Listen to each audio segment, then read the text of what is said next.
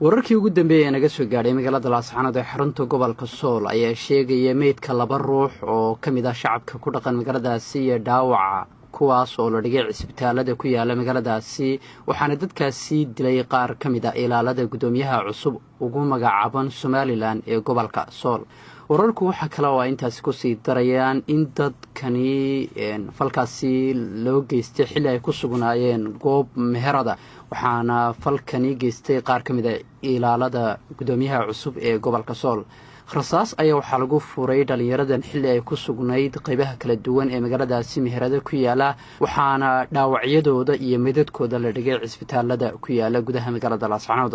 odayaasha deegaanka ayaa arintani ka soo horjeestay waxaana gudaha magaalada laga qabanqaabinayaa banaanbaxyo lagaga soo horjeeda maamulka Somaliland. dhacdadani ayaa ka dambeysay xilli dhowaan madaxda Puntland ay ku dhawaaqeen dagaal ka dhan ah Somaliland isla markaasna heegan la geliyay ciidamada Puntland si ay weerar ugu qaadaan ciidamada Somaliland. sidoo kale xaaladda deegaanka Tukaraq ee gobolka Sool ayaa maanta kacsan waxaana deegaankaasi ka taagan xiisado u dhaxeeya Puntland iyo Somaliland iyadoona deegaankaasina ay ka baxeen ciidamo maleeshiyaad beeladiye ah oo ka soo jeeda gobolka Sool kuwaas oo iyaguna rasaasi ay dhex martay ciidamo kale oo ka soo jeeda deegaanada kala duwan ee Somaliland. ciidamadani ayaa iyagu waxaa la sheegay inay kusii wajahnaayeen dhanka magaalada Laascaanood si ay danahooda uga soo qabsadaan balse waxay rasaasi dhex martay ciidamo ka tirsan Somaliland sida ay wararku uga soo gaadhayaan waxaana arintani ay timid kadib markii taliyaha ciidamada Somaliland Nuux Taani uu ku dhawaaqay in ciidamada Somaliland guud ahaanba aysan banaynin fariisimaha dagaalka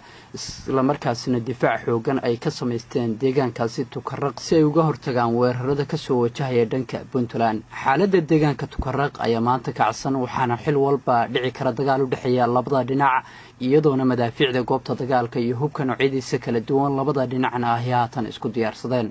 waxaa sidoo kale soo abjarmay wadahadaladii u dhaxeeyay Puntland iyo Somaliland oo ay ka dhaxwadeen beesha caalamka iyo qaramada midoobay waxaana xaaladdu ay haatan tahay mid cakiran maadaama dhinacyada Puntland iyo Somaliland oo mid walbaaba kan kale hanjabaado u jeedinayo. xildhibaan nacnac oo kamid ah xildhibaanada baarlamaanka Somaliland ayaa isagu maalintii shalay ahayd kula hadlay warbaahinta gudaha magaalada Hargeysa ee caasimadda Somaliland waxaana fariin jawaab ah uu dhankiisa uga soo diray magaaladaasi Hargeysa guddiga difaaca Puntland oo uu sheegay in magaalada Garowe laga qaxi doono haddii ciidamada Puntland xabad kaliya ay soo ridaan sida uu hadalka u dhigay.